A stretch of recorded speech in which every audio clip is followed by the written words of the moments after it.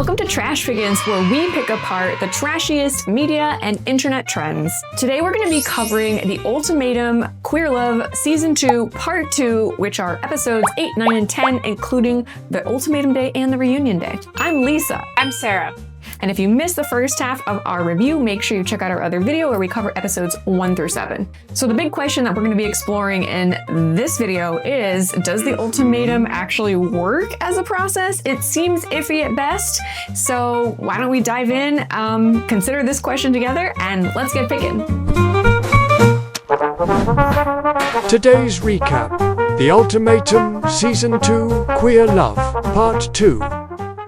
So in the second episode drop, there's 3 episodes, and in these 3 episodes, we see the final conclusion as to whether the couples choose to get married or break up, and then the final reunion where all the couples come back together and hash out their final beef with each other. And it actually got pretty spicy this time. We're going to be talking mostly about the main points of drama between the most interesting couples and some of the online debates that happened after the show aired. So first, in episode 8, the couples come back together. So at this point, the trial partnerships are over and the original partners come back together. And what they have is 3 weeks to sort out some of the issues that they had and to determine if any of the feelings they developed for their trial partners are real or whether they just need to sort of get over them and learn from them. One of the things that I think stood out to me in this particular episode was the sneakiness and the manipulation of the editors and producers of the show in like a very heavy-handed way. So what I mean is at the end of the prior episode, episode 7, we see them sort of starting to have these conversations with their original partners. And a few of them are, deciding that maybe they fell in love with somebody else, like Megan fell in love with Haley. We leave the couples at the end of episode 7 in this sort of tenuous situation where we actually think the original couple could break up. Cliffhanger, classic, right? But then at the beginning of episode 8, we pick up with the same exact conversation, and the conversation comes to a resolution where they decide that they actually love their initial partners. So the amount of drama that we're observing maybe happened over the course of a couple of hours, and they just stretch that out and try to make drama where there is none, really. Netflix now likes to break their series up into part 1, part 2, part 3. There's much more chance for the classic cliffhanger. I think in the days when we used to have commercials on TV, like every freaking commercial segment, it was like a cliffhanger. You remember? Like you'd be watching a reality TV show and there'd be like 6 cliffhangers per episode and then it'd cut to commercials. You don't have that as much now when things are streaming and you can just binge watch it. But, I think they're bringing that back a little bit. And it definitely felt that way with part 1. They definitely led the viewers on to believe that all of the contestants were gonna break up and find new partners. And then when we jump back into the part 2, they revealed that wasn't true at all and that was mostly fabricated, and they all actually decided to stay exactly the same, and no change was had and no lessons were learned from doing trial marriages. And it really sucks. Okay, so on to the absolute most boring episode of the 3 that dropped, which is the Ultimatum Day. Oh my gosh, I find this so boring as we sort of lead up and watch them thinking and watch them in their outfits and as they approach their partner. Are they gonna propose? Are they gonna say yes or no? And ultimately, they all went through an engagement and they all said yes, except for Ashley and Marita. Ashley gave the ultimatum.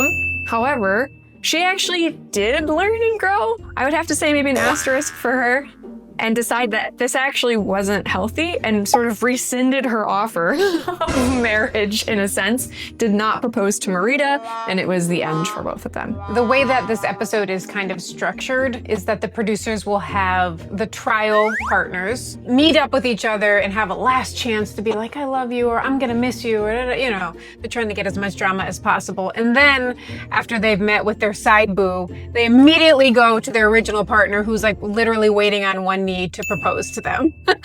So obviously having these kind of back-to-back, I don't really know if they're filmed close in time. It kind of appeared that way because they're all in the same location. But, the idea is that, go see your side piece and then go see your wife, and they do them back-to-back to try to make them as conflicted as possible. But in this case, it really didn't matter. I have to say I was actually surprised by Mel and Marie, because it seemed like during prior episode there was still a lot of headbutting, there was a lot of questions, and the same same thing, honestly, with Megan and Dana. And so I was kind of surprised that those two more tumultuous couples seemed to like proceed. Mel seemed like she was kind of pushing Dana to say, come on, let's consider a relationship. And Dana was just putting her heels on the ground and just being argumentative and not really making much sense.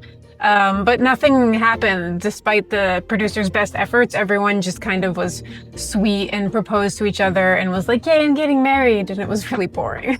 And if it's not abundantly clear, I think Lisa and I don't care about marriages. Like, we're not like, oh my God, it's so fun to watch the dress and the ring and the whatever.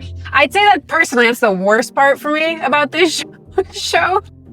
I just want to see them yell at each other, you know? Yeah, agreed. This is like almost as bad as those other reality shows where people are actually preparing to get married and you watch them pick out a tux and pick out a dress and talk to their tearful parents. That's the worst, but this was close second in terms of boring. All right, so the final episode is the reunion and we get a chance to see everyone. Now, before we dive into the drama, I just want to call out the set design was awful. I don't know who picked almost full-size couches for these couples to sit on, but each couple that was still together was like sitting in the middle of this giant couch and it made for the most awkward camera angles and it just looked pretty bad. So anyway, just worth pointing out. And maybe somebody got the dimensions wrong on those couches before they put the set together. Okay, so set aside, we see that not all of the couples are sitting together, and this is where the true drama of the season emerges. Finally, almost as an afterthought in the reunion itself. So the two that are no longer together are Mel and Maria, and also Ashley and Marita, they stayed separate. Everyone else is apparently still together and happy and happily engaged, even though none of them have necessarily set a date or gotten married yet. I think reunions pretty much always deliver. I'm kind of used to that now with the Netflix formula. When they bring all the characters together, Netflix knows now. They must give the host a bunch of questions and be like, these are the hot spots people are talking about on social media. So they definitely did that. They definitely asked the questions, addressed some of the infidelity. It wasn't super hard hitting, but they did. And there was definitely some moments where some of the couples screamed at each other. Like Marita screamed out that she hates her partner, Ashley. It was okay, but it was all very short. It was kind of like, all right, you have 30 seconds to tell your partner how much you hate you. Thank you for that. Let's move on to the next one. How do you ladies define sex? Thank you. Let's move on to the next one. Like, it was, very like spoon-fed, like, so like it gave me a little bit of it, but it was too regimented, I think. A couple comments. So first, like Marita, I actually was shocked in how intensely she reacted, because the way that she received an edit throughout the entire season was sort of meek and quiet and demure, put together, and then all of the sudden it was just like, she unleashed this rage. And Ashley also tended to be pretty put together, wasn't emoting very much throughout the season, and breaks down and runs off the screen. So I feel like that was a little bit of a surprise. The other thing, like you mentioned, there are these little like questions that the host goes through. And the most ridiculous thing about this reunion, I think, and pretty much any other reunion, is they treat it as it's this amazing opportunity for healing and reconciliation. Sort of like, this is your opportunity to say exactly what it is that's in your heart. Do you want to take this moment to sort of clear your name and explain the situation? And they get the microphone, and then afterwards it's like, oh, thank you so much for sharing. That must have been so hard, but hopefully you found some healing. And it's like, no, this is not therapy. This is not a group therapy session. You are not a licensed therapist, and I didn't do anything to help anyone other than the viewer get riled up and enjoy some salacious drama. But to pretend that they're actually doing something good to help the contestants is absolutely ridiculous. I was actually pleasantly surprised when I was doing a little bit of reading online on social media. That was a critique I saw repeatedly. Multiple people said, and there were some articles even written, they're like, first of all, why don't you get a queer host? And second of all, can you like get a host that has some sort of like counseling or therapy background?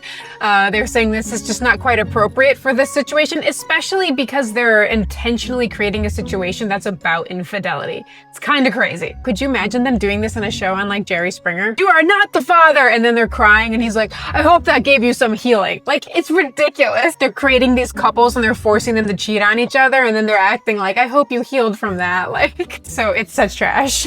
Okay, so the big question is, did this experience work? Did cheating truly help these couples create a better, stronger, lasting relationship? It's obvious from the couples that split that it broke them entirely. So Mel and Marie and Ashley and Marita, they apparently learned enough, saw enough that gave them enough courage or just frustration with their partner to break it off. Whether or not we can say that's due to this, and we probably could say because it was cheating in front of their faces. But the rest of them, I guess it remains to be seen. What do you think, Sarah? I think this show is based entirely on the idea of like absence makes the heart grow stronger, like monogamy, polyamory, cheating, open relationships. There's many different ways you can do it, right? I did find a few studies that were done over the past decade, and it seemed to say after them like talking to various groups of couples, open relationships don't inherently make things worse.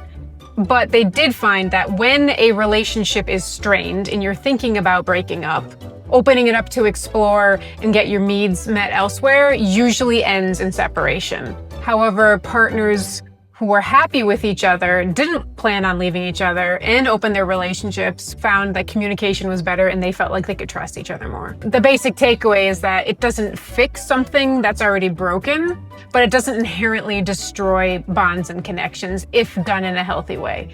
And so I think a lot of these couples are coming in with shaky foundations. So based on the science and theory, no, it probably doesn't help, but I don't know.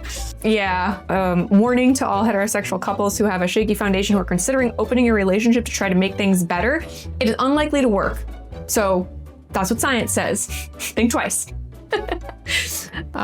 Yeah. But go ahead. Like, if you love your partner, and you guys are happy, have at it.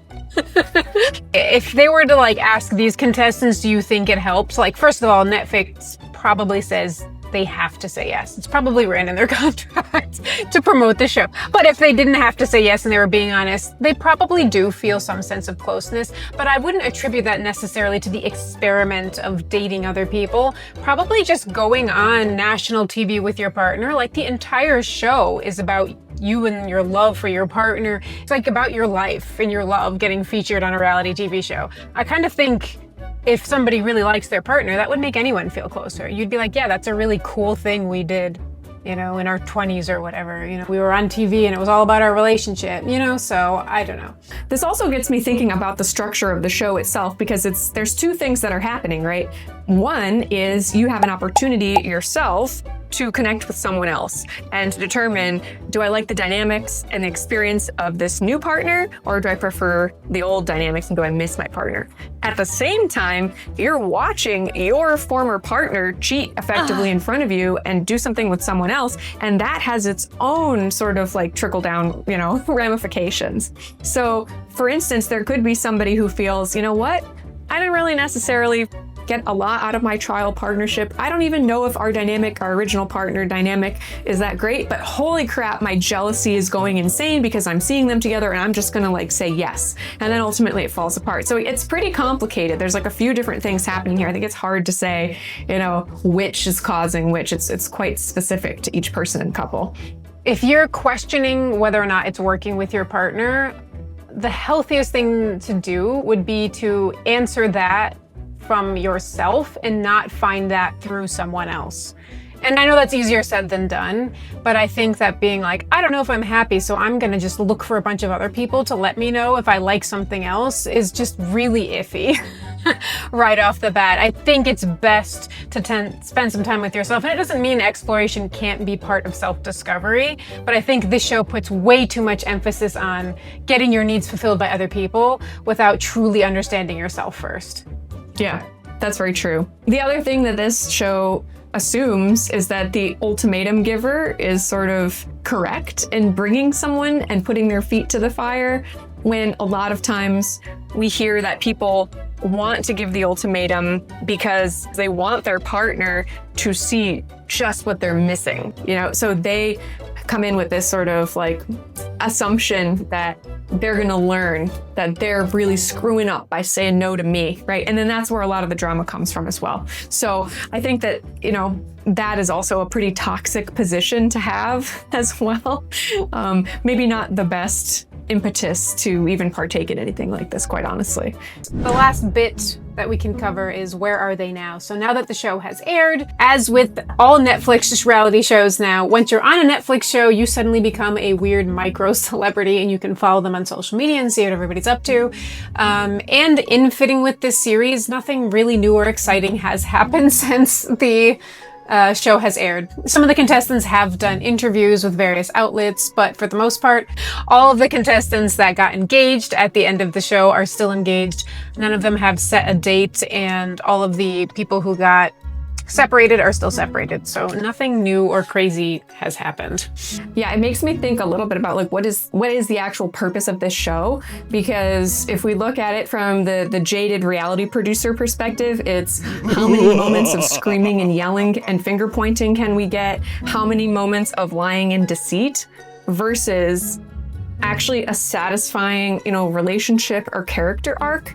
And I feel like they didn't quite achieve either one of those this season. You know, we didn't really see a ton of growth or a ton of reflection, maybe a little bit once we finally got to the reunion day. And there wasn't a whole lot of traditional reality drama either, again, until we kind of get to that reunion day. When I watch this, I want, in a shallow sense, to see a bunch of couples that have like toxic dynamics, maybe problems with each other. And then I want them to meet new partners who sweep them off their feet, treat them how they should be treated, and like teach them like, oh, that relationship you're in is toxic, and I'm actually your dream partner. And then you want to see them go back in sort of like a weird empowering justice way and be like, I don't like the way you treat me. I find someone who loves me, and then like leave and get married. Like, it's really stupid, and that doesn't really happen in reality. But I think when you're watching it, that's kind of the fairy tale that you hope will happen. And I don't think that happened at all in any sense in this season. Definitely did not. That's a great reflection. So we don't really know whether or not Queer Love the Ultimatum worked. It seems like there's more evidence that maybe it didn't do much for these couples, but we did enjoy watching at least a smidgen of drama in the reunion. But what did you think? Who is the most toxic couple? Do you think the show is effective? Is this a process that you'd want to go through, or have you experienced something like this in your own lives? Anyway, we'd love to hear from you, so feel free to drop in a comment. And thanks for sticking around and watching as we reviewed The Ultimatum Season 2 of Queer Love, and we'll see you next time.